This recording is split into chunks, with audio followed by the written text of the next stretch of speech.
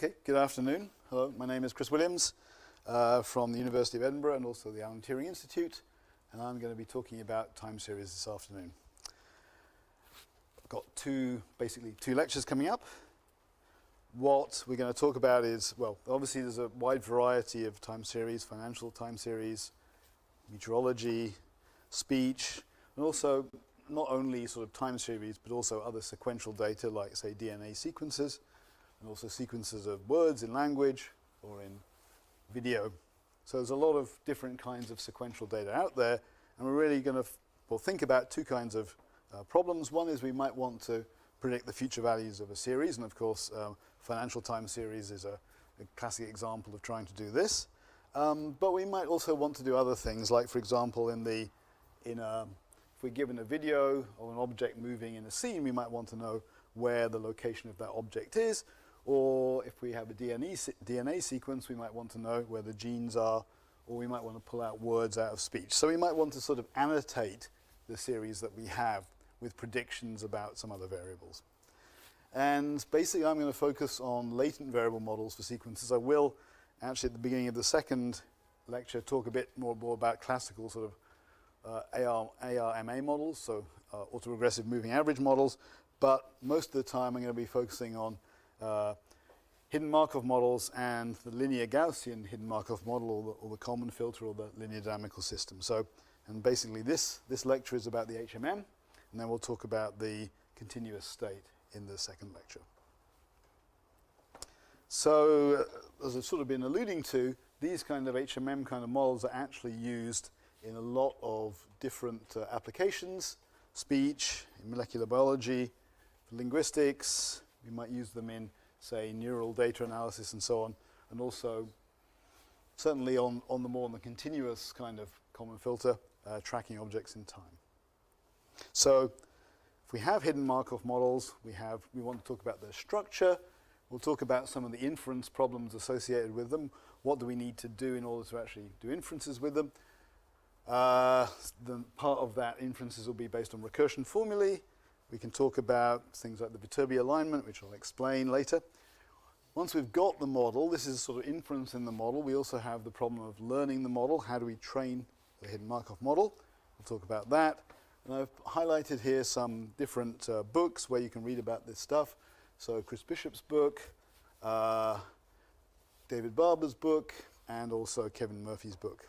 And there's also a classic paper about hidden Markov models by Rabiner from 1989, which is like probably the canonical reference for hidden Markov models. So hopefully you're familiar with the Markov chain. We have some sequence of states or some sequence of variables, and we might think of these at different times, time 1, time 2, etc. And we've got the joint distribution of these 4 variables given this graphical model structure is P of A, P of B given A, P of C given B, and P of D given C. So that joint distribution over these 4 variables is characterized by this kind of dependency. And so, for example, here for C, it depends on B, but basically the one characterization of the Markov dependence is that the future is independent of the past given the present. So we see that here, that basically this C, if we're at B and that's the present, then the future C is independent of A given B. Basically all the information that we're getting from A to C is coming through B, and that's a kind of bottleneck there. So that's the Markov structure. Often Markov models in themselves are not so exciting for us, although I will give you a nice example later on of quite an interesting use of Markov models. But really the whole point of this lecture is to focus on hidden Markov models. So we've got some hidden Markov chain. Let's see if this, okay. So we've got this Markov chain up here with these Z1, Z2, Z3, etc. And we've got observations hanging off those. There's emission probabilities of some visible variables, the x's, given these latent or hidden variables z. So that's the structure of the hidden Markov model. And we might think, for example, in speech recognition, that these are observations of the waveform, maybe summarized over a short window of time. And this z might be the phoneme that's actually corresponding to what that person is saying. So basically, what do we need to define a hidden Markov model? We have this discrete state, and that will have, for our purposes, k states. It has this matrix A, a stochastic matrix, which is a transition matrix. So if I'm in state I at time t, what's my probability of going to state j at time t plus 1? So that matrix is a square matrix which specifies these transitions. We have this emission model, or output probability, the probability of xn, the visible observed variable, given the latent variable zn. And that can take on various forms depending on what the x's are. They might be continuous values or discrete and so on. We need some initial probabilities when we're in first time step. We have to define P of Z1. That's the initial probabilities. And we can think of these z's as a multinomial variable. So a component Zni is 1 if we're in state I at time n. Okay, so that's the indicator variable indicating which state we're in. So then what's the probability model associated with this structure that we've talked about? Well, we really want to write down the joint distribution of the x's and the z's. So if we have some sequence x, this capital X is x1 up to xn, and the z's, big Z is the corresponding latent sequence, then we want to write down the joint distribution, and hopefully you can see from this graphical model it will be like P of Z1, P of x1 given Z1, P of Z2 given Z1, and then x2 given Z2, etc.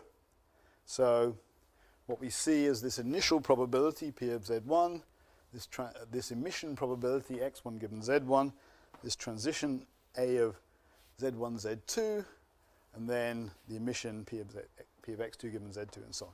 So this is just writing out the joint model specified by the graphical model for this distribution. Okay, so let me just pause. Anybody unhappy at this stage, or we're all on board at this stage? Okay, great. One quick question. If you leave out the initial probabilities, what is that equivalent to? Could you do that? No, to have a properly well-specified model, you know, to write down this joint distribution, you do have to write down a P of Z1. That tells you which state you're likely to be in. Yes, okay, that's what it means. So yeah, before you've seen any data, which of the k states, what's your probability distribution over the states, the k states, would you be in at the beginning? Yeah. Okay. Good, okay, so that's where we are. So if you're familiar with graphical models, then basically, or probabilistic graphical models, then from this kind of structure, we can actually read off various independences. And the most important independence is actually the one I already mentioned about essentially the past and the future being independent given the present. So if we take any variable, so let's imagine the present is Z2, or time 2.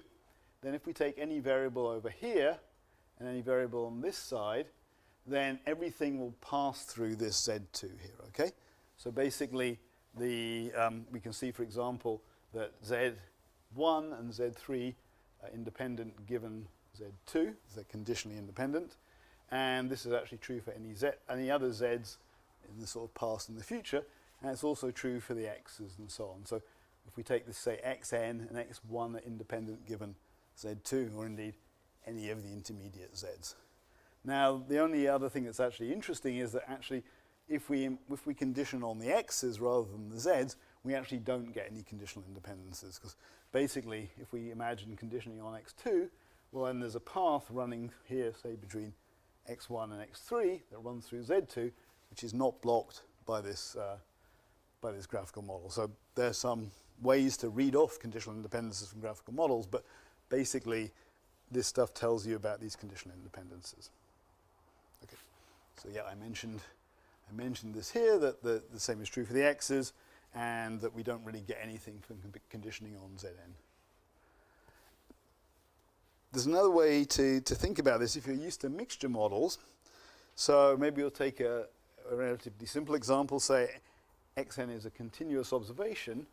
Let's imagine that the model for Xn given Zn is a Gaussian model.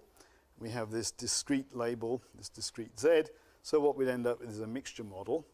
Okay, so we have these mixtures, and depending on what state we're in, we'll get these different mixture components. And the difference between having a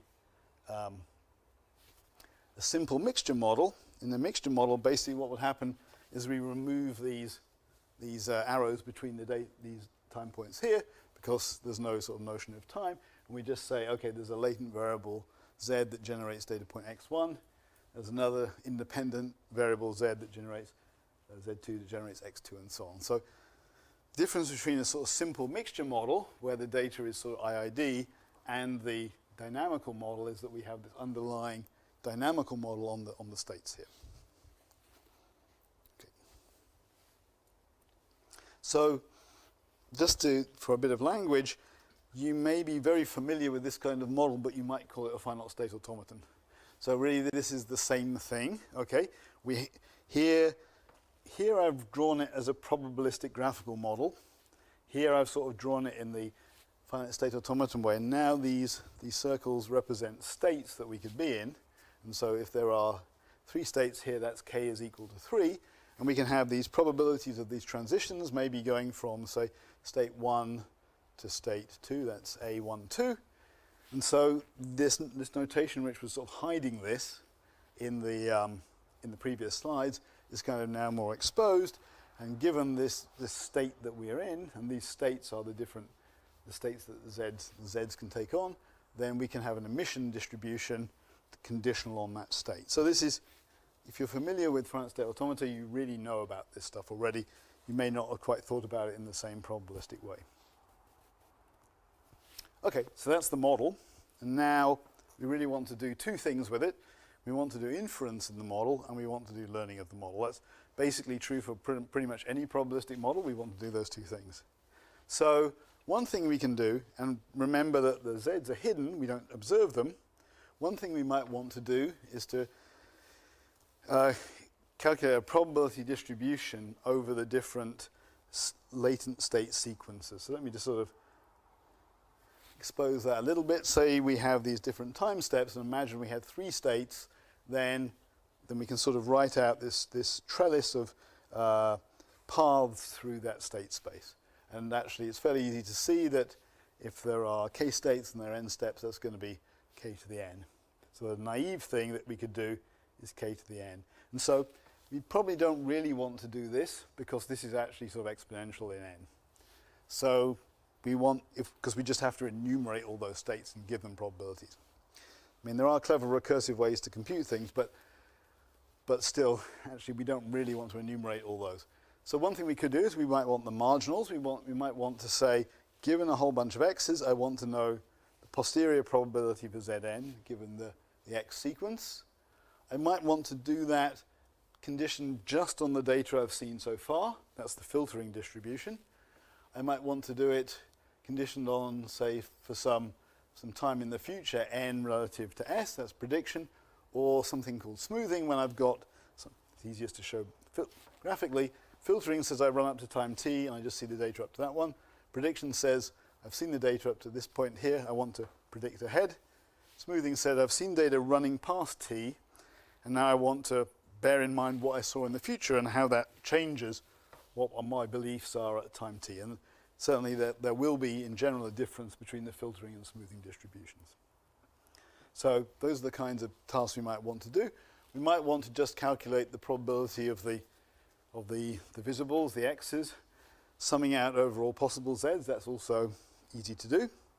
Or we might want to find a sequence z1 star up to zn star that maximizes the posterior probability. So that's the so-called Viterbi alignment. So these are all interesting probabilistic inference problems we might want to do, and we'll talk certainly a little bit about how to do these things. Okay. So those are the kinds of problems. As we said, it would be really bad to do is to actually try and enumerate all possible sequences and then kind of reduce those. And because basically there's a nice structure in this model that admits dynamic programming, we don't need to do that. We can actually use a k²n algorithm to do any of these tasks that any of these ones that are not this top one, all these other ones can be done through efficient algorithms. Okay, so let's maybe take as an example this posterior marginal P of Zn given x, so given the whole sequence, x1 up to xn, actually, sorry, up to big N, this is little n, but x1 up to x big N. Now, okay, just from Bayes' rule, we can rearrange it like this. I just kicked a lead and something changed. Okay. That's interesting. Let's try again. Okay. It's okay. Don't panic. Okay. Oh, except we lost the signal. Okay. Sorry about that, Dan. Oh, did I maybe... I'm not sure what happened there. Did I pull out that? Okay. Yep. Okay. I think that'll... Might take Yes. All right. Okay. strange. Probably should also format. Yes. Okay. Great. Okay.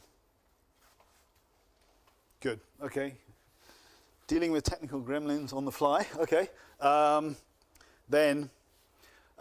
Okay, so we've got this use of Bayes' rule. Then what we really need to do is to break up this sequence X into basically the data we've got from x1 up to xn, and then the data from xn plus 1 to xn. And given this conditional independence that we talked about, it's actually valid, you can see, to break up this thing in this way, and then we'll carry on this Zn here. Then we'll bring this Zn back into this guy here to give us this stuff here. So and this is basically everything up to time n and being in state Zn. And this is all the future observations given that we're in state Zn. And these are traditionally called, this first term is called alpha of Zn, and the second one is beta. And the basic trick is that these betas, alphas and betas, have recursive calculations. So, okay, are we happy so far? Question? Yep. Okay. Right. Good. Okay. So now we actually get to go to the board. Whoa. Okay. This little dais in the middle of nowhere is not good. Okay. One other observation is that, as we should have for a posterior distribution, basically, if we take this posterior for Zn and we sum out over the states that we could be in, that's got to sum to 1. Okay, these are probabilities, and that means that the sum of these alphas and betas summed over the states must sum to 1. So at any point, we can actually solve one of the problems that we talked about. We want to calculate the likelihood of the sequence, summing out over all z's, and that can be attained at any point from the alphas and betas. Okay. And conventionally, this guy, P of Zn given x, is known as gamma of Zn. Okay, so now we get to do the recursions. Let's see if we can make that work. So, okay, we have a choice. Do you want to take a break and actually think about these things, or do you want me to work it on the board? You want me to work on the board? Okay. It's probably a little bit easier to... Okay. So the question is, we've got this... we've got the alpha, and okay, and so I've stated here the recursion formula, so let's just see if we understand what it is. Given alpha at time Zn, time n, we can obtain alpha at time n plus 1 by looking at the alphas we got at time n, looking at the transition matrix, and looking at the emission that we had to make at time n plus 1. Okay, and so the question is, okay, I've written that down. How does that make sense? Okay, let's remember what the definition of this is.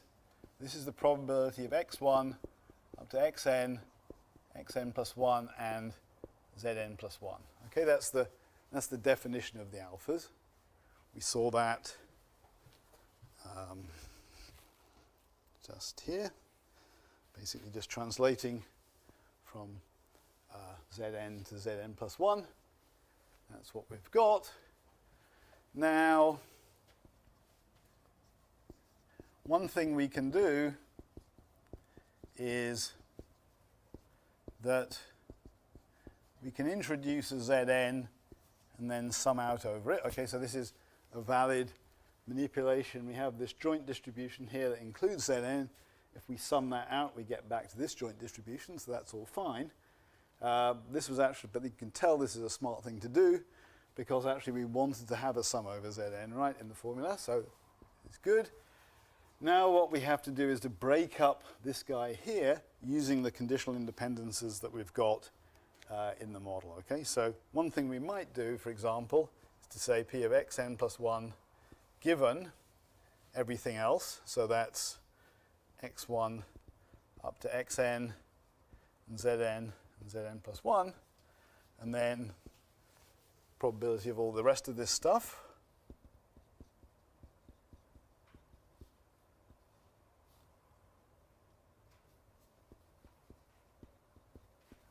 Okay, and now what can we see here?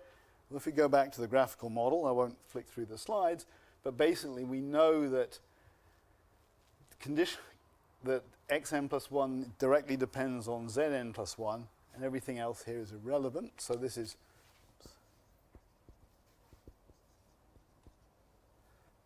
just P of x n plus 1 given zn plus 1. Then we can now break up this guy again if we judiciously choose to look at P of Zn plus 1 given Zn and all the x's. And then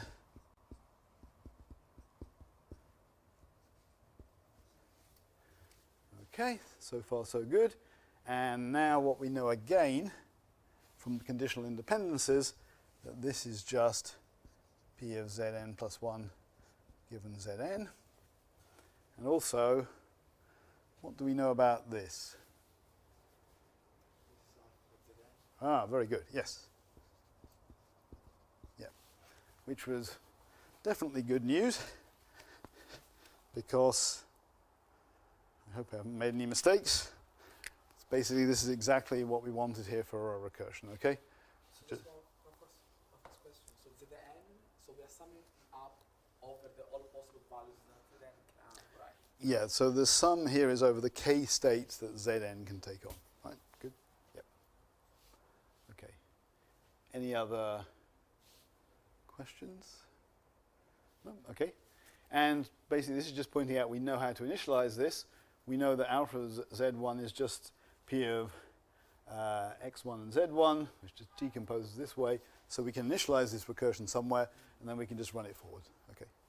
And I won't go through the calculation. Maybe I'll leave that as an exercise for the listener. But basically, using exactly the same kind of techniques that we've just used here, we can do this.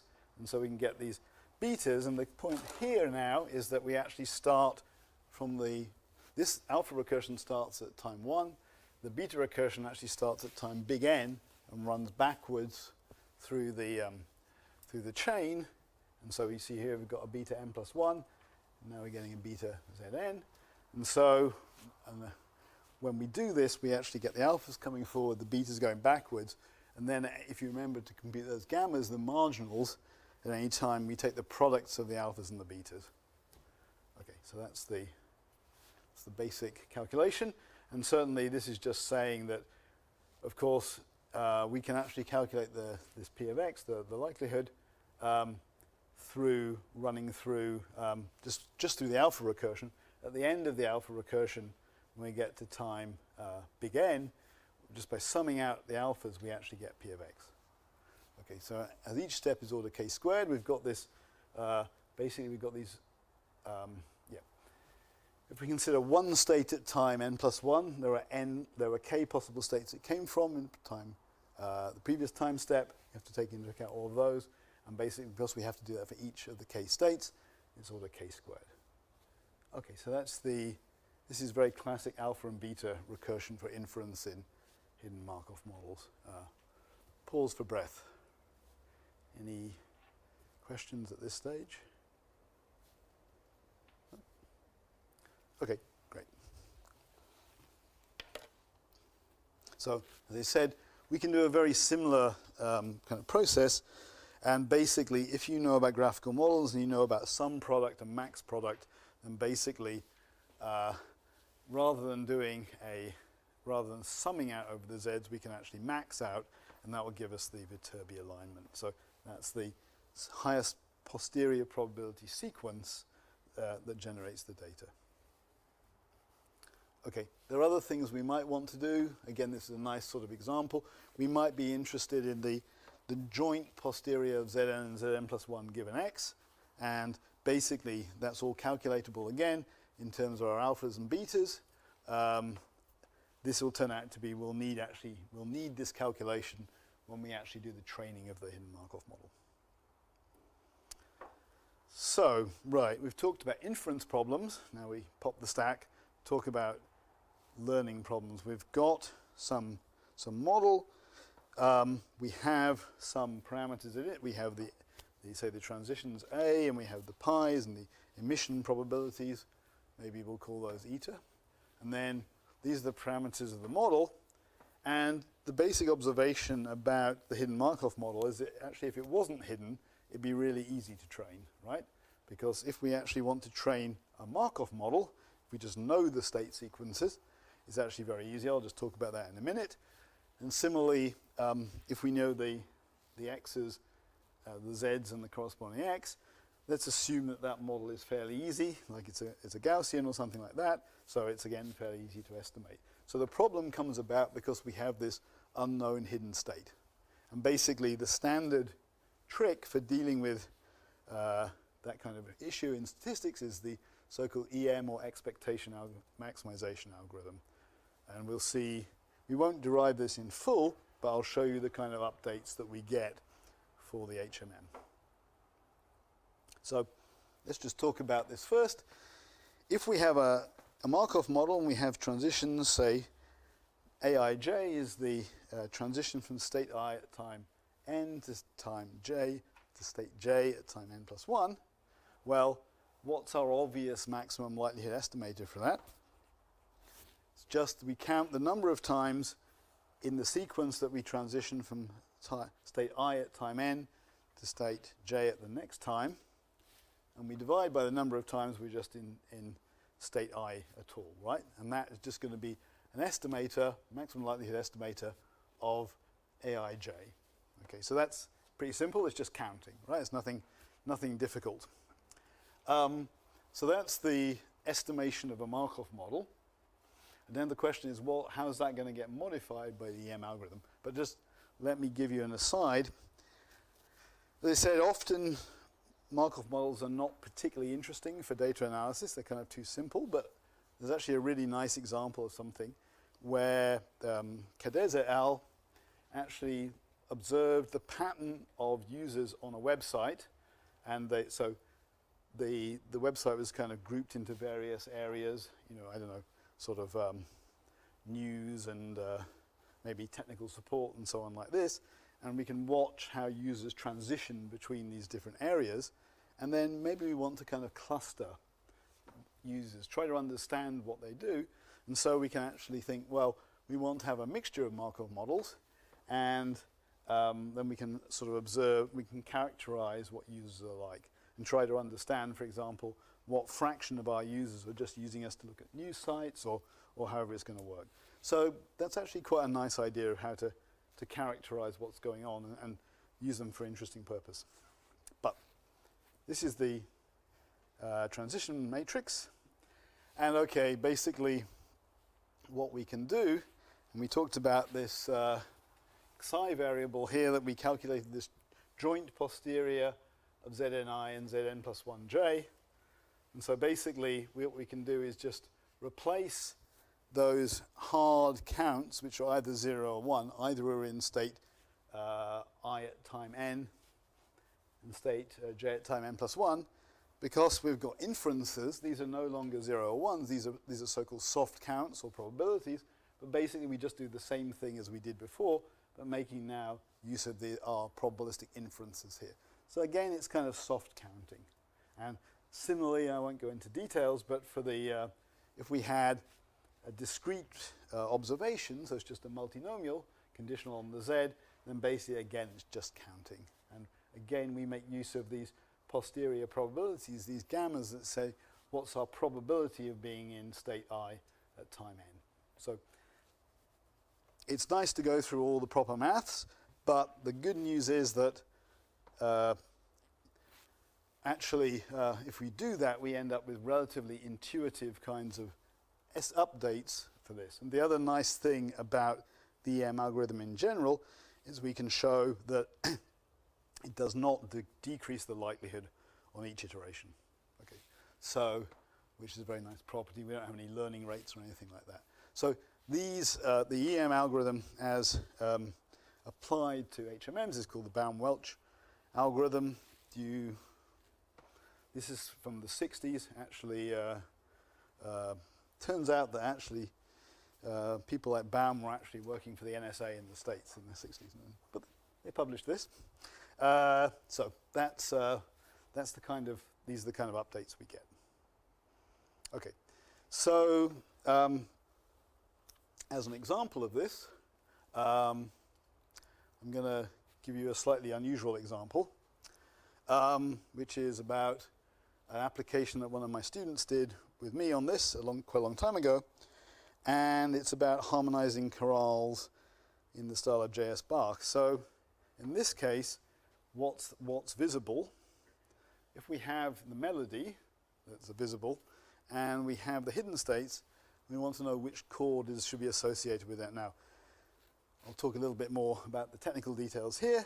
Then, actually, what we're going to have is that we want to find out the chords are associated with the melodies. And the good news for this is actually there is a training corpus of data of Bach chorales, so we can actually, and actually we have both the melody and the harmony there, so we don't actually need to train this in a hidden way. We can actually use the kind of Markov training I already just told you about to train the model. But then what we want to do in inference is actually now we're presented with the melody and we want to actually describe what harmonization should go with that. So that's an interesting task. And as I said here, actually it's a little bit more complicated than that.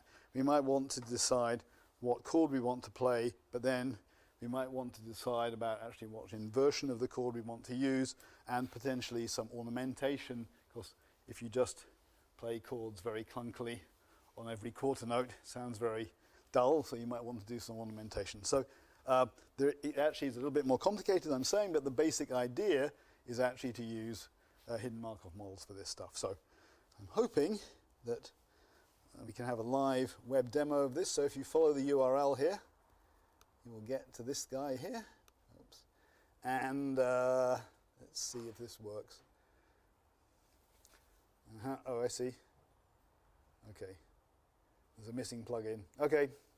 Sorry about that, especially live. Okay. I tested this. Yeah, I'm sure I tested this on my laptop. But anyway, I don't think this is going to work. Yep. I made the terrible mistake of upgrading the operating system a few days ago.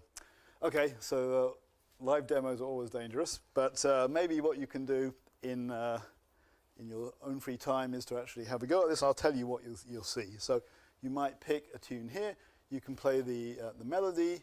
You can play the original harmonization, the one that's by the composer.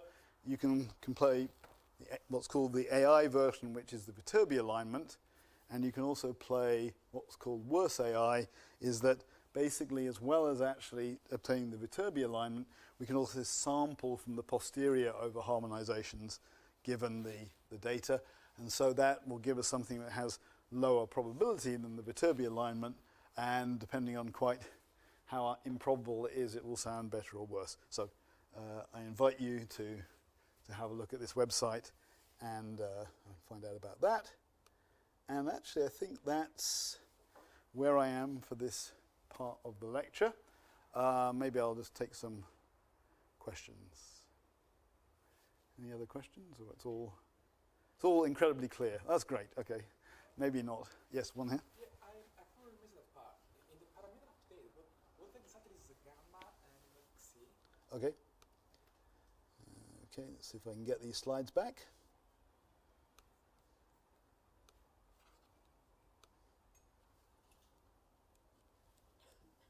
Okay. So the C was this joint posterior, and basically the gamma of Zn is just the P of Zn given X, the whole sequence.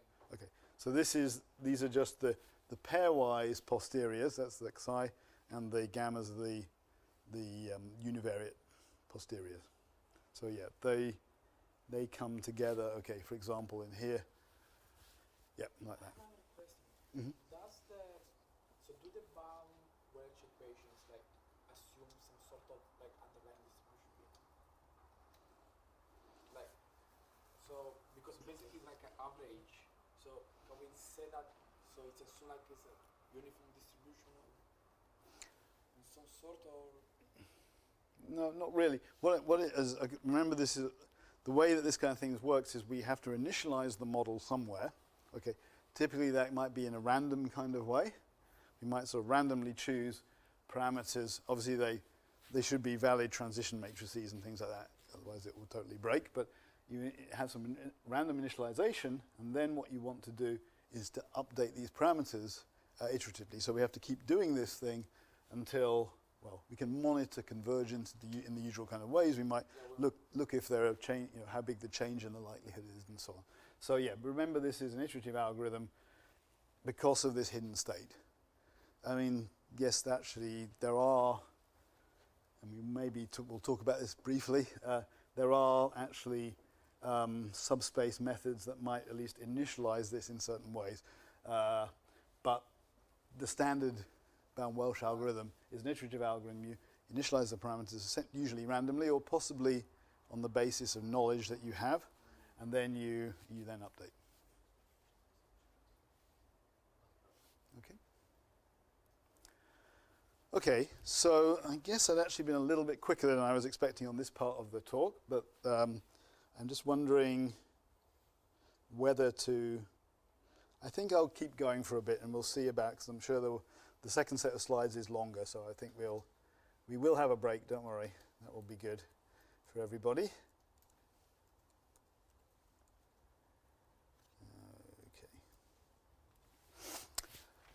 Okay, so we've talked quite a lot about hidden Markov models. Oh, I hate this. Right. I really want to cover, well, now. Okay. I have to make it not advance on its own, right. No, I've encountered this problem many times before, okay. I hope this is now okay. So, I guess firstly what I'm going to talk about is ARMA and ARMA models, and I'll explain what those abbreviations mean. So this is basically stuff about ARMA models. I'll then talk about so-called Linear-Gaussian HMMs or Kalman filters, and then we can talk to a greater or lesser extent about sort of beyond HMMs and Kalman filters, and I will get to say something about recurrent neural nets, which is certainly very fashionable these days, although I'm only going to give you a few slides on that, so this is not an in-depth or expert treatment. There are definitely people who know much more about that than me. Okay, so for ARMA models, there is actually the handout that I referred to that's available, called ARMA, ARMA, and all that. And there are readings in Bishop's book, in Barber, and in Murphy. Okay, especially these are really referring to the Kalman filter. So, and we talked about example time series. Particularly, maybe we're thinking of continuous time series in all sorts of applications in medical, geophysics, and so on. So, first of all, let's talk a bit about stochastic processes. So, we might have a family of random variables, say x of t, where t is some parameter and index set, and here we're going to continue discrete time stochastic processes, where t is the integers. So we'll have x1, x2, etc. And basically there are some definitions we should think about. A time series is strictly stationary if this joint distribution of some set of variables, t1 up to tn, is the same as the joint distribution of these guys shifted by some time tau, okay? And for all shifts like this, okay? So this is strict stationarity, and a sort of a subset of that is weak stationarity. If we apply this to, say, just x of t1 and all its shifts, that's the mean.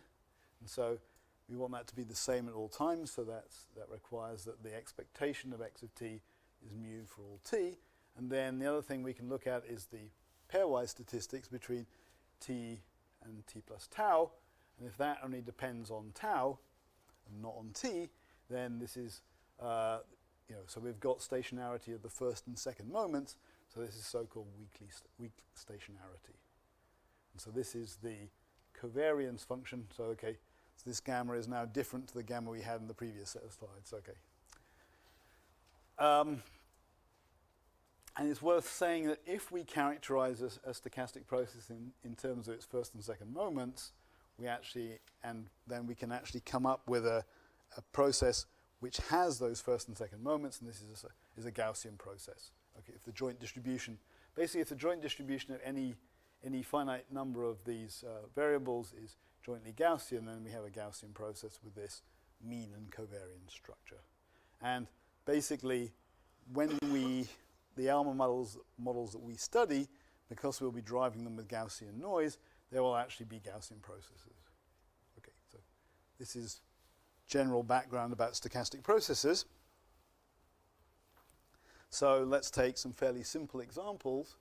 We can take an autoregressive process where basically our random variable at time t depends on the random variable at time t minus 1 with some coefficient alpha, and we add some noise. This wt has zero mean and some variance sigma squared. Okay, and if we repeatedly substitute like this, we can see that this x of t is a weighted sum of these noise terms. Okay, and basically we can easily work out, because all these w's are independent, we can work out the mean. It's easy to see, well, the mean is just the expectation of x of t is just the expectation, of wt plus alpha times the expectation of wt minus 1 and so on. As these are all zero mean variables, this actually is just 0. And basically, whether this process is stable or not, and actually stationary or not, depends on whether the value of alpha, but if the absolute value of alpha is less than 1, then we actually can work out the variance. We just get this sequence, which we can just sum up to get this guy here. And we can also work out for the AR1 model the covariance between x of t and x of t minus k, and basically we just end up with this additional alpha to the k term in here. So certainly in this very simple model, we can easily work out what the mean and the covariance structure of the Gaussian process is. We can make that, okay, just some pictures. So obviously, if we have alpha being positive, then it depends on the noise level we've got, but we tend to stay, as it were, on the same side, whereas if we have a negative alpha, that's sort of flipping between negative and positive, so we get a more or higher frequency oscillatory kind of sequence. The general case for an AR process, an autoregressive process, is that our x of d depends on the previous p time steps with some coefficients here, these alphas, and I think you can see why it's called autoregressive process is basically a regression from the previous p time steps to the current time step with some noise added. So it's just sort of a linear regression that's going on. Okay. And if we can be a little bit more fancy, we can write this in terms of a backward shift operator, and then we have some polynomial, this phi of b, where we have, for example, this form here, and we can actually understand stationarity in terms of the roots of phi of b. We won't prove that here, but basically you can understand that. So we have this general autoregressive model. We can also actually work out the various covariances by the so-called Yule-Walker equations. We can take our our recursion here, well, our definition, we can say multiply through by xt minus k. We can take expectations and end up with these covariances, and basically get a bunch of simultaneous equations for the gammas, which we can use to actually solve these. So, for example, we can get this for, say, actually it's not showing up because of the so for the AR1, we just get that gamma k is alpha to the k times gamma 0. So a very simple decay of the covariance. Okay. One thing is that if we take a slightly more interesting model, we can think of having this, say, AR2 process. So we can see here, for say, this guy depends on this previous one, but also from the one previous to that as well. So we've got an AR2 model which can be drawn in this graphical model form. And of course, if we just have an AR1 model, that's actually another Markov chain that we talked about earlier, but with a continuous state space rather than a discrete space. So these are samples or realizations from different AR2 models with different parameters.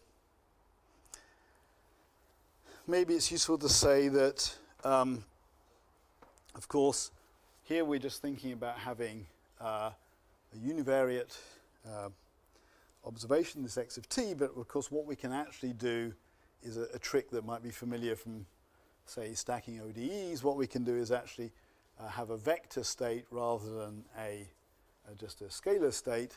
So we might have some state at time t, which might be some vector of, maybe in this case of size 2. And so one thing we can do is modeling a higher order ARP process as a vector AR1 process. So, for example, an AR2 process, if we make the state be x of t and xt minus 1, then, and this is the lagged version, this is this vector of t minus 1, and so we can basically see here that x of t is alpha 1 xt minus 1 plus alpha 2 xt minus 2 plus wt, and here all we're doing is copying this x of t minus 1 into this position and not adding any noise. Okay, so the standard sort of manipulation. So in other words, we can express a higher order scalar process, ARP process, as a vector process with as an AR1 vector process, which is a sort of useful thing to think about and a useful trick, because you might often want to use a higher dimensional state, and that implicitly allows us to have a higher order AR model. Okay, so we've talked about AR processes. Let's talk about MA processes, moving average processes. These are in some case even easier. And now what we have is a bunch of W's. We have a bunch of noise variables, let's say at each time step, and we're just going to take linear combinations of those noise variables, and they're going to have, say, for example, the conventional number of these is q. So we might have q of these these noise variables. So we can basically, and with some coefficients beta. So, for example, notice that there's a sum here from 0. So if we have an MA1 process, basically we'll have something that depends on both the current and also the previous time step. And because it's a time series, we tend to write this in this causal way here. If it was a spatial process, we could easily bring in things from kind of coming backwards in time as well. So this is just the MA process, and it's a fairly simple thing. It's easy to calculate the covariance structure from that. So it's, for example, easy to look at the variance and also the covariance. And I think I actually give you an exercise on the tutorial sheet to do this, but it's just basically looking at these expectations of these combinations of random variables. So that's the MA process, and one thing to understand is basically, and as we'd expect from the graphical model, let's see if we can do this. Maybe let's take this guy and this guy. Then actually, these guys actually have no W's that are in common. Okay, this guy looks at these two, and this one here, well, it looks at this one and also a previous one. And actually that means that if we look at the covariance between these, because they use independent sets of W's, they actually are going to be independent. So once we get far enough away, we'll actually have this cutoff in the covariance, which we can see for the MA process, and actually, if you remember for the AR1 process, it just decayed geometrically. So you can see some differences there. Okay. So we've done AR, we've done MA. What's coming next? ARMA. Okay, so we can just basically combine these and have both dependence, autoregressive dependence on the previous P variables, and also dependence on, say, Q noise variables. And we can also, for example, write an ARP process as a MA infinity process if we just think about how this can expand, and similarly the other way around. So one of the attractions of an ARMA representation is that basically we could potentially, you know, have an infinite dimensional, say, AR-MA process, but it could have a finite representation as an ARMA process. So we've thought about ARMA models in the time domain. It's a very natural way to think about them. But one thing that's actually we can also do, because ARMA models are actually linear time invariant systems, is that we actually know what their eigenfunctions are. They're the sinusoids. And that means we can actually use Fourier analysis to think about ARMA models. And so there's this notion of the power spectrum, which is roughly the amount of power allocated to this eigenfunction, this Fourier sinusoid, e to the 2 pi I kt. And so that varies as a function of k, okay? And so we have this so-called power spectrum, which is characterizes this amount of power in each of these Fourier frequencies. And there's a sort of fundamental theorem about the Wiener-Khinchin theorem that relates the power spectrum and the autocovariance function through the Fourier transform. So given the covariance function, we can actually understand the power spectrum that arises from that. And that's quite interesting. And so the power spectrum will just be a function of the alpha and beta coefficients in the ARMA model. So that's quite nice, and we can understand, for example, in a simple AR process, we'll probably just get a decay of the power spectrum as a function of frequency. But for higher order models, we might have peaks, so we might have certain frequencies which are sort of more favored over other ones, and so on. So the Fourier view can be a useful way to think about ARMA models, but I'm not actually going to say any more about that here. But there's a couple of nice references if you want to know more. Sorry, can I ask a question? So ML model is always equally stationary. Yes. So it means the stationarity of ARMA only depends on the coefficients of the AR model. Yes. Am I right? Yes. Yes. Yeah. Okay. So we did sort of back here at least pass through. We talked about at least the stationarity of an AR process in terms of a condition on this polynomial, and there's a similar condition that would apply for AR models, ARMA models in general. Yeah. So okay, I am assuming that the process is stationary here. So the alphas and betas are chosen in a way such that the process is stationary. You're right. Yeah. Thank you. Anything else? Okay.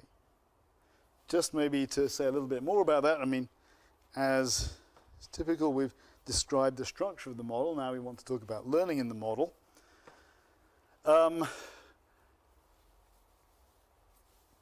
If we're assuming that this model is stationary, then if our x's actually don't have zero mean, the easiest thing to do is just to estimate the mean and then just subtract that off.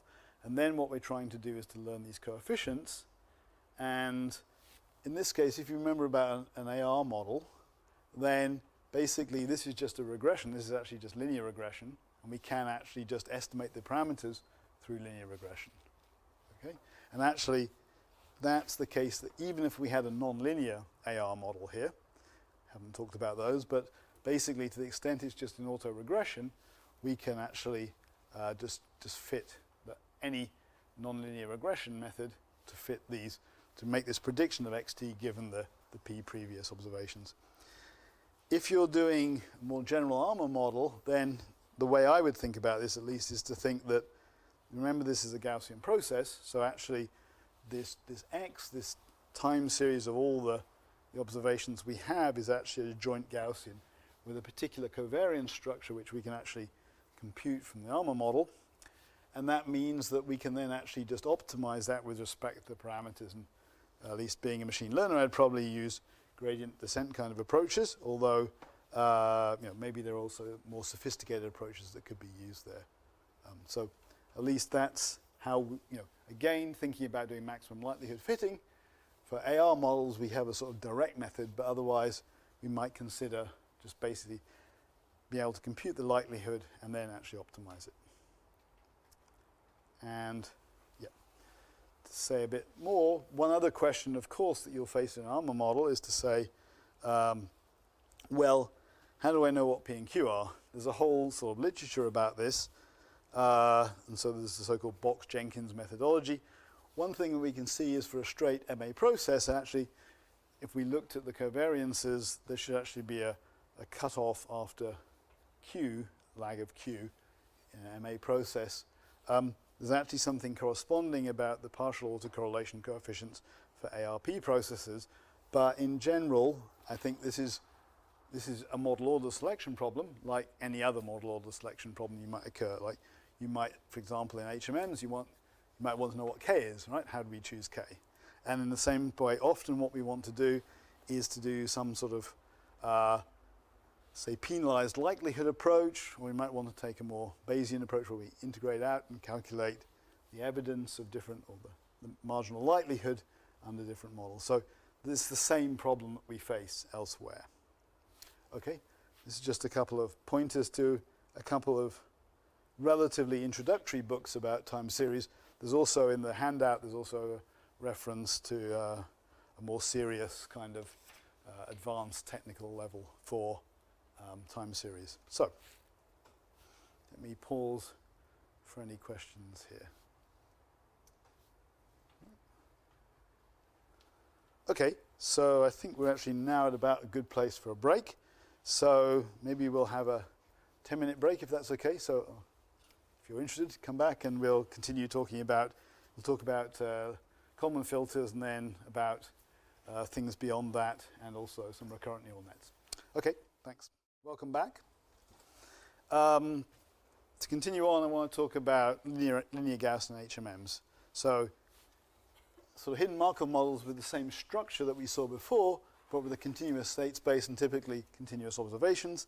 And this kind of model is often known as a Kalman filter, although that's technically a slight subset of what we're going to talk about. So basically this diagram will look quite familiar. We got some latent chain here in the Zs, and we've got observations hanging off those, the X's, but now we've got a slight difference to the HMM we had before, because this Z space is continuous, like the ARMA models we've been talking about. And so we might have, for example, a first order Markov model at Z n plus 1 is some matrix A multiplying by Zn, so this is a square matrix, and we add on some noise here. So Wn has some zero mean and Gauss and some covariance structure gamma. And so that will say that, for example, P of Zn plus 1 given Zn has some mean A of Zn and some covariance gamma. So that's the state transition model now. It's in continuous space. The other conventional choice that we'll make here for observation model is to say that the xn's are linear function of the underlying Zn in some matrix C, and then with some Gaussian noise Vn. Zero means when covariance sigma. So again, conditional on Zn, P of Zn given Z, xn given Zn has mean C Zn and covariance sigma. And of course we also like the pi initialization. Before we need some initialization, and we want to certainly choose that as a Gaussian. We can have some mean mu0 and some covariance. So basically this whole thing is Gaussian because our initialization is Gaussian, our transitions are Gaussian, and our observations are Gaussian. So the whole thing is jointly Gaussian with a big covariance structure that we could write out if we had to. So in the same way as before, we can talk about all those inference problems. We can talk about, for example, filtering, which is this problem here. Given observation sequence x1 up to x little n, predict P of Zn given that history. And that will have some mean and some covariance, mu n and Vn. This covariance structure here. And basically, there's, as we saw in the HMM, there's two things going on. Basically, one is the so-called time update. Given our beliefs at time n, P of Zn given the history up to the filtering distribution up to Zxn, we can move that forward through time, and that's fairly easy, taking into account the forward dynamics that we've got here. And then there's also the measurement update. We can take into account, we can have this, we can move forward in time, and then we need to incorporate the extra observation, the xn plus 1. It's the difference between conditioning on x1 up to xn here and x1 up to xn plus 1 here. And if you're familiar with factor analysis, then basically that update is exactly the same kind of thing that we're actually getting. So the time update is fairly easy. If we take this forward transition matrix and we, for example, we work out the expectation of this, we can see that basically if we have this covariance matrix at time t here, at time n, then this is just the covariance at time n plus 1 is just this transformation here plus the noise from the noise term, and we get the mean. So that's relatively easy.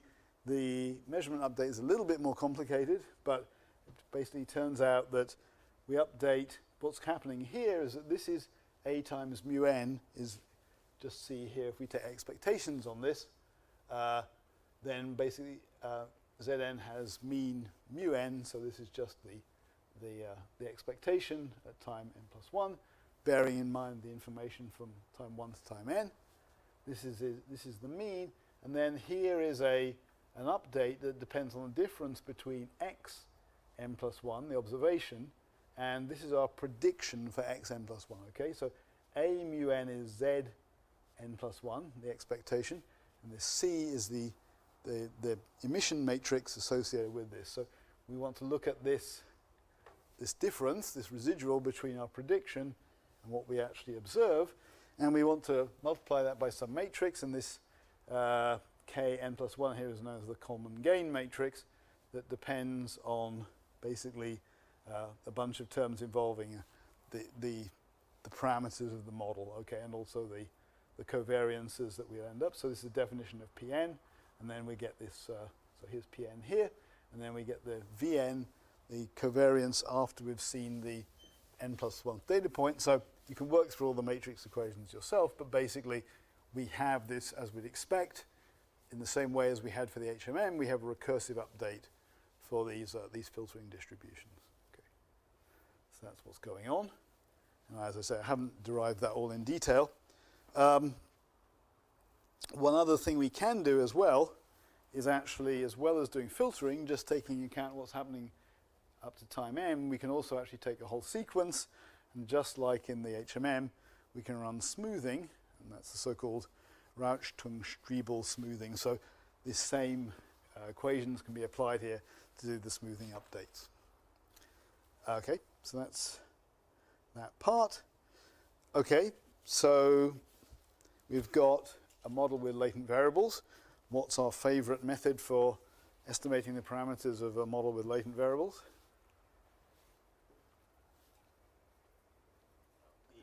EM. Okay, yes, absolutely. We talked about it earlier. Yep, absolutely. So that's definitely one way we can do this. So we can initialize the model and we can use EM. We can also actually use subspace methods as well for either directly for estimating, or we might think of that as an initialization for EM as well. So again, there's a large literature on that, which I'm not going to cover at all at this level, but certainly that's all doable. So maybe we'll take a simple example. If we have a one-dimensional state space, Zn, and we have noise here, zero mean unit variance noise, and we also have zero mean unit variance observations, and we have some prior on Z1, some mean sigma squared, also some variance sigma squared, then basically we can look at our estimation once we say we've observed 3 time steps and what's mu3, and basically the interesting thing here is there's a weighted sum of the observations where the more recent observations have a greater weight than the more distant ones, and that's because basically under our model Z3 could have drifted away from what Z1 and Z2 were because of this noise term in the underlying dynamics. So this actually is one of the tutorial exercises, so if you want to do that you can kind of dig into the details. So this is under the limit that we let this sigma squared go to infinity, so we have a very vague prior on Z1, then we get this kind of result here. So it's just interesting to see that this weighting that we get between the more recent and the more distant past. So this is the kind of observations we can do.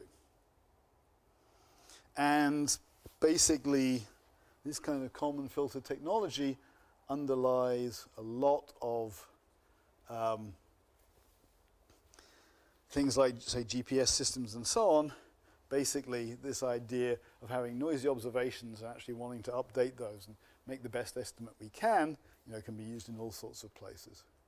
Really an important technology. Okay, so one issue we haven't addressed so far is actually that we've dealt with the linear observation model, and that's kind of nice if it works, but actually it may not. So one thing that could happen is that we could have nonlinearities. They can actually have nonlinearities in the system dynamics. We can have also, for example, nonlinearities in the observations. One thing we can do in this case, and this is the sort of oldest idea going back probably into the 60s, is we can do a sort of Taylor expansion and actually do a linearization and get the so-called extended Kalman filter. We can also use, in the case that we actually have very nonlinear problems, we can actually try and draw samples in the Z space and then do what's known as particle filters. So actually our illustrious director of the Institute worked with Michael Izzard quite a long time ago now, in the 90s actually, and worked on these kind of methods for tracking problems. And I'm now afraid I haven't tested this video either, so I don't know if it'll work, but we might try that. But otherwise, actually quite a nice reference to this is actually Simo Saka's recent book in 2013 about sort of various nonlinear extensions of Kalman filters and so on. So maybe I will bravely or foolishly try to make this work. I did try this from my desktop, but actually maybe not from my laptop. Okay. I can't even copy this. Okay. I think I'm going to skip that if you don't mind. Okay. Okay. So let's talk a bit about going beyond HMMs and Kalman filters.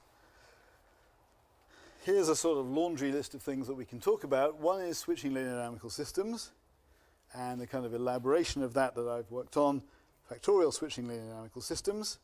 We can talk very briefly about control theory. We can talk about conditional random fields, or CRFs, and we can also talk about recurrent neural nets. So in terms of switching linear dynamical systems,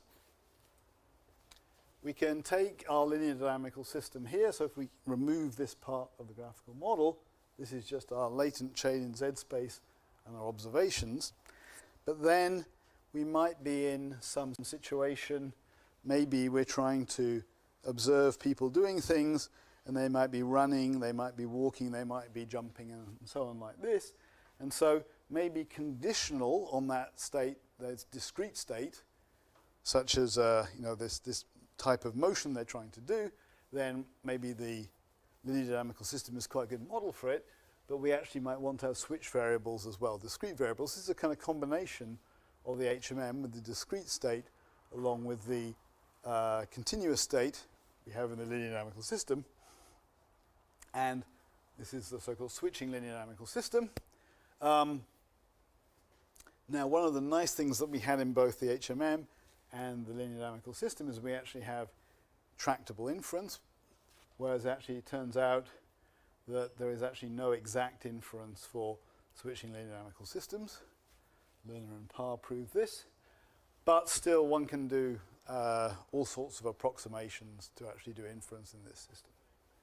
And so one nice example of this has actually been to look at honeybee waggle dancers and look at the kind of switching behavior. You know, if you're a biologist and you're trying to annotate the behavior that these animals are doing, you know, it's probably not a great use of your students' time to sort of annotate that stuff. So actually automating that process can be rather nice. So, and there's actually a lot of uses of this in say, in biology and other places. So a nice extension of a linear dynamical system is to use this switching linear dynamical system. And all the same sorts of technology we've talked about, you know, there are inference and learning problems involved here.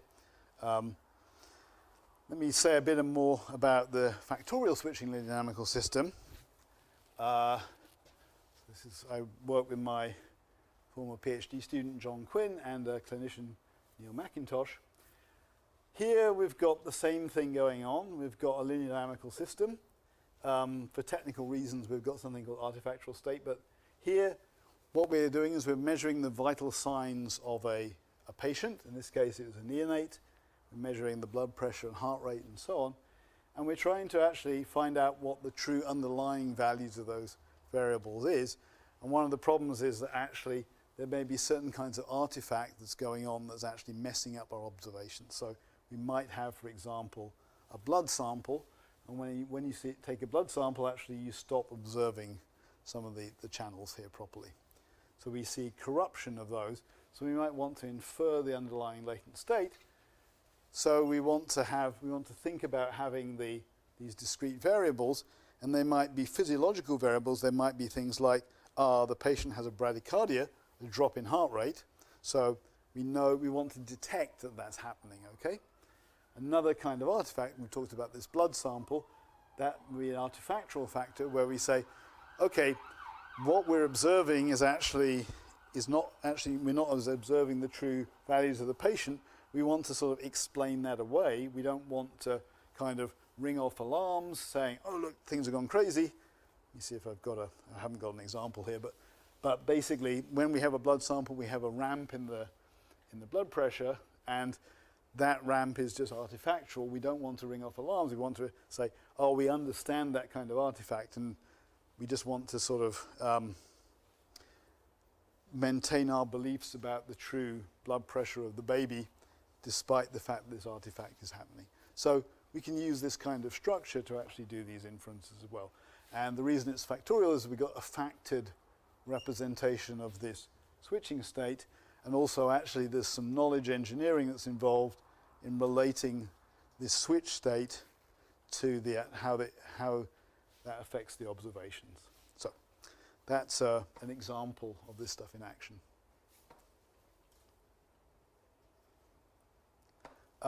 This is it's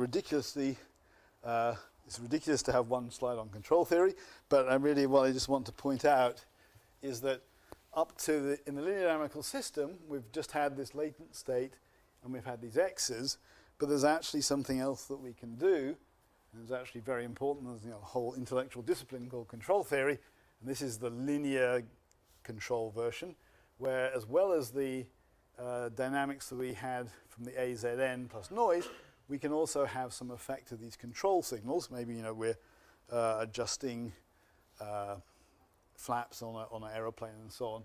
And so those control signals may have some effect as well on the underlying state, and potentially also on the observations we get. So, as I say, there's a huge area around control theory and of course then really our question is, how can we optimize the U sequence in order to actually achieve some goal? Okay, right? So rather than just being faced with observational data and understanding and explaining that data, we might want to actually adjust these U's and find the optimal sequence of U's to actually obtain some goal. Just interesting to note that as well as having this for discrete state, we can also actually have an HMM with control inputs, which is called the I/O, the input-output HMM. So that's due to Bengio and Frasconi in 1994. So we can see how to take all these analogues of the, the control theoretic setup, and we can do that for, say, discrete state rather than continuous state. And similarly, we can also make this nonlinear as well if we want. Of course, the mathematics gets, well, at least inference in such a model gets much more difficult. One other thing it's worth saying is that if we actually care very much about this problem of inferring some labels given some input sequence, but we want to do this for sort of sequential problems, like, for example, we want to label the parts of speech for each word or something like that, and we've got a sentence, then we can consider this sort of problem. At the moment, what we've been talking about is talking about a generative model where we model these underlying sequence. I've now switched to call these y's rather than z's because this is the traditional notation for a supervised learning problem when we want to predict the y's given the x's. But before we were modeling this sequence in terms of a generative model and then emitting the x's. But actually, if we recognize that we really want to do conditional problems, we always want to condition on the x's and estimate the y's, then a natural way to do this is actually to use what's called a conditional random field.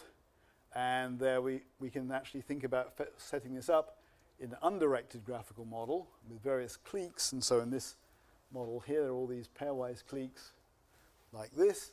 We'll have potentials for those cliques. And then basically, we'll want to do estimation. Maybe we'll want to find, for example, the sequence y star that maximizes this posterior probability. And actually, the same ideas that we talked about for Viterbi alignments will work here because this is a dynamic programming problem as well. So we can set up an undirected graphical model. The only difference to a directed one is we'll get this z of x, this partition function, which is a sort of bane of your life in undirected graphical models. And then what we want to do is we might want to do inference. We might want to do inference for the y's given the x's. And of course, we might want to do learning of these clique functions, these potential functions, and which is, again, a kind of the learning problem in undirected graphical models. And if you come across Boltzmann machines, well, Boltzmann machines are a particular kind of undirected graphical models. So this might be called a structured supervised prediction problem. So Barber and Murphy talk about that as well. Okay. So finally, let me talk about recurrent neural nets. And this is definitely a very fashionable topic. I shamelessly admit borrowing these slides from my Edinburgh colleague, Professor Steve Reynolds, with permission. And so you can see his lecture here at this URL. And so one thing we might do if we've got sequence data and we're trying to do some input-output mapping, we might say, okay, if this is time, say, time t, and I've got 3 inputs, and I've got 3 inputs at time t minus 1, and 3 inputs at time t minus 2, I might say, oh, well, I want to predict some output corresponding to this time, maybe time t minus 1, based on this context. And I can use a finite width of context on either side. And we can use this with some sort of feed-forward predictor. So this could be, I don't know, linear regression, logistic regression, or here we've drawn a one hidden layer neural network. So we can look at a finite amount of context, but that's actually a rather simplistic notion, because one of the things that's very nice about state space models is that actually potentially it can use an infinite amount of context. So how could we do that with a neural network? Well, we could take some input, but we could have this so-called recurrent hidden state. So that means we have some state at time t, and then the time at time t plus 1 depends on the state at time t through these so-called recurrent connections, these connections within this layer, which can be unfolded in time. Let me show you that. Yeah. So basically what we can do if we take, say, this hidden activation at time t minus 1, then the hidden activation at time t will depend on the recurrent weights from time t minus 1, as well as the input from time t. Okay, so that's the meaning of this diagram. We can unfold this in time, these recurrent weights, and that says that basically the state at time t will depend on the state at time t minus 1 through these recurrent weights. And like we saw in state space models, this recurrent structure, which is just the same as the sort of recurrent structure we had in the Kalman filter, will allow us to actually potentially get an infinite amount of context involved. So certainly for doing temporal prediction problems, at least in theory, it's very attractive to absorb all the information from the state, from the sequence, input sequence up to time t, into this state here. That's the goal of this kind of architecture. We can also think about what we can do with recurrent nets. So one thing we could do is that we say, well, actually, if there was no input, what would happen? And really, there are a few different things that can happen. One is that, bear in mind there's no noise driving this. So if we took, say, an AR model, and we turned that WT term, and if that model is stable, actually that will converge to 0, or the mean. So we might get convergence to a fixed point. We might get some sort of limit cycles or oscillations, because this is a non-linear system. Okay, so you can have a few interesting kinds of behaviors, or it could have some sort of chaotic style dynamics as well. And really what we're interested in when we have external inputs, we want recurrent state as memory. As I said, potentially that can go from infinite time in the past. And we also might want to think about that as compressing the whole state sequence that we've seen into this representation we have at time t. Another way to think about it. So I'm going to first of all talk about so-called vanilla recurrent neural networks, and then I'll mention something about LSTMs and explain about those very briefly. So here's a simple recurrent neural network. We have an input at time t, and we have some hidden units, and what this is saying is if we had the hidden state from time t minus 1, then that will input as well here, and we'll make some prediction of an output. And so we might, if this output target variable is a multinomial, we might have some softmax of the hidden state, and importantly also the hidden state is updated from the input, this term here, but also the recurrent part, the hidden state from time t minus 1. Okay, so that's the kind of simplest kind of structure we could have. We can certainly make deeper versions of these networks, but let's just focus on this. If we unfold this in time, so this is time t minus 1, t, and t plus 1, and we've got the input, the hidden, and the output at each of these times. As we saw, really what's happening is that we've got this dependence on both the input and the hidden state from the previous time. And that's sort of, you can think about it, if you've got a sequence of t inputs, we can unfold this thing, and this is just one big network of time t with a lot of weight sharing. So all these hidden to output weights are shared, all these recurrent network weights are shared, and all these input to hidden weights are shared. It's the same weight matrix. So that's the kind of structure that we've got. And then you could say, well, how could we train such a network? Well, the simple answer that people have is backpropagation. And basically we might have, say, some target output here, and that will allow us to say, well, you can work out how changing these weights would affect the output, and also how changing these hidden units would affect the output. And then we can say, well, if I change these weights, well, of course, because these weights are tied, if I change these weights, I'll change this hidden unit and this one and so on. But, calculus will work it all out for us, okay? Don't fear.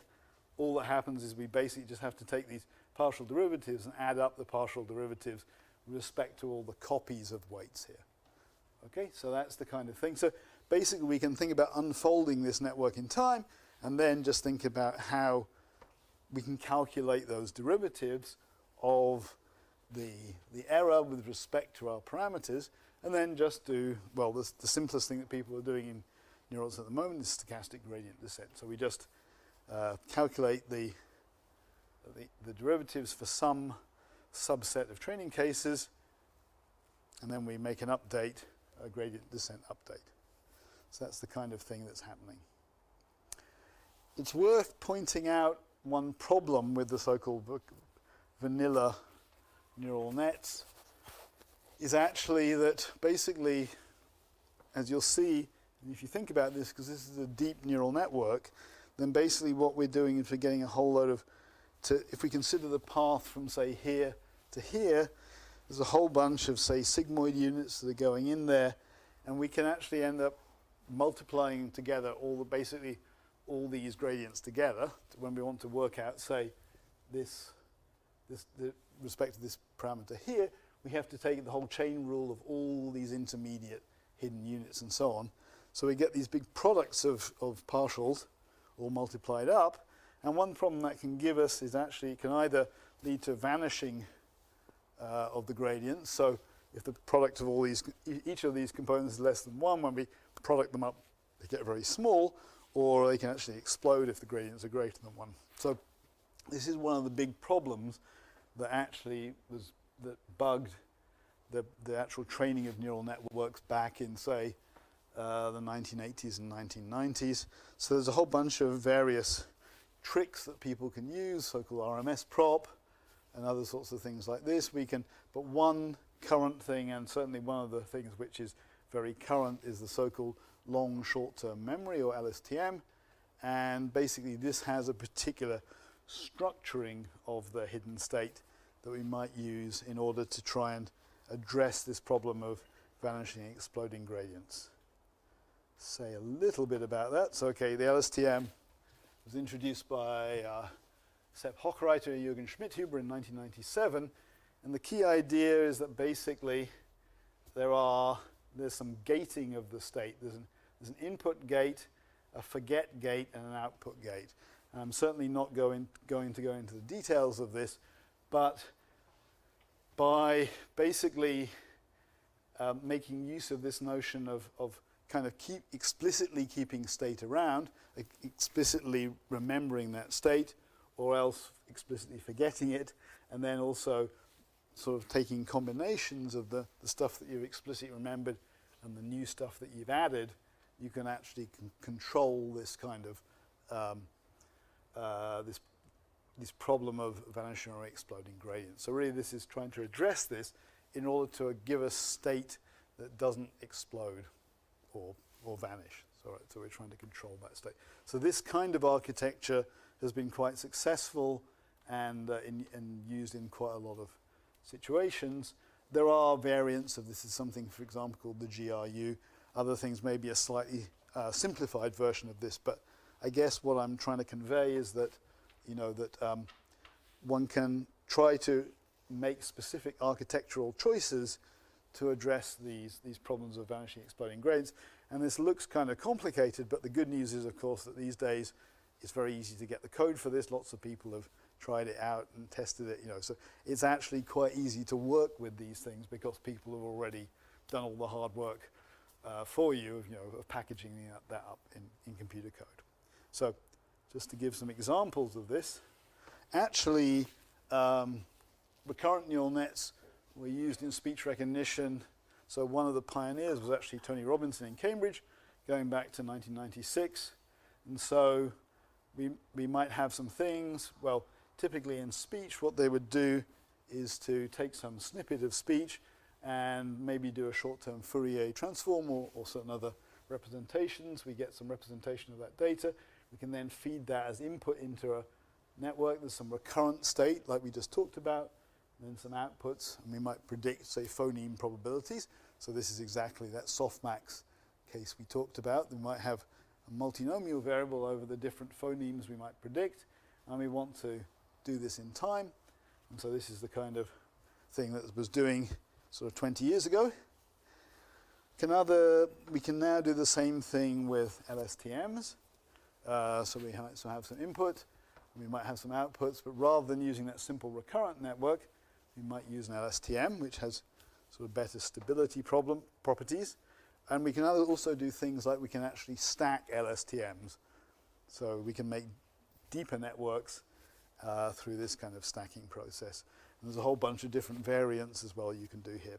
So this is, as you see, relatively recent, this kind of stuff. Probably these LSTMs being used like this. Well, certainly some high-profile papers from 2014. So, for example, another idea of using recurrent neural networks for language models, where we might have some word at time t along with some recurrent state, and we make some predictions at time t, for the next word and so on. So we can use that in language modeling, and also one quite high-profile case for machine translation by Skiver et al. In 2014. So we might have some sequence of words going in, and we actually want to, and say this is in language 1, and we want to absorb all that state. And at this time here, basically we have some latent representation in the hidden units. And what we then want to do is basically to decode that into a new language. So this representation here has all the representation of the sentence we've just read, and we want to decode that. And there's some various technical tricks actually about potentially decoding this backwards and so on, but one can actually have quite a lot of success with this kind of architecture for machine translation. I think it's fair to say this is now the sort of leading architecture for machine translation. So, I think, one other one. Another example of this kind of thing, using basically the same kind of idea, but using the so-called one idea for neural nets, if you want to obtain a sort of low-dimensional latent representation, is to have the so-called autoencoder. We could put in, say, x of t. We could try to make a compressed representation, so we could use, if this is high-dimensional, we could use fewer hidden units here, and then we could decode it, and that would be an autoencoder. But then if we were trying to use this for a dynamical situation like video, we might have a dynamical model on the hidden state. And so this is just the same way that, for example, we could have a model of video with a linear dynamical system. We have some underlying dynamics, and then we decode that underlying state into, say, pixels. In the same way, we could do this with a neural net, but of course, one thing we can do is use, rather than just use linear mappings here, we can use more powerful nonlinear mappings. So this is the kind of structure we might use, and so these authors here in ICCV 2015 actually did a nice thing for kind of using this kind of architecture. And one thing we could do, for example, is we could train this, if we've got a dynamical model, we might train to put in xt, the frame at time t, and predict the next frame or something like that. So we can use it for sort of prediction tasks as well. So we could also model it for model motion capture data, either video or if you have motion capture data, so you have markers on points on the body, you can get a nice relatively low dimensional representation of the data, and then also try to learn models for that time sequence. So I think that's about where I want to stop, so maybe I'll just try to summarize, at least in this part. We, at least after the break, what we first of all talked about is linear dynamical systems, and understood what the sort of inference learning problems are in linear dynamical systems. We then really want to move into generalizations of that, such as switching linear dynamical systems. You can think about control theory, where you can have control inputs as well as the underlying dynamics. And also, finally, we've looked at recurrent neural nets, which, I think at some level you can see as similar to these kind of, say, linear dynamical systems, except one thing, as you'll note, is actually they don't maintain uncertainty in the hidden representation. Okay, we get this sort of activation of the hiddens, but we don't get a probability distribution over that like we did in the probabilistic models. But other than that, at some high level, there's this notion that they have a latent representation, and that's evolving through time, and then the observations kind of hang off of that. So there's some similarities, but some differences, and definitely this is an interesting area of research. Okay, thanks.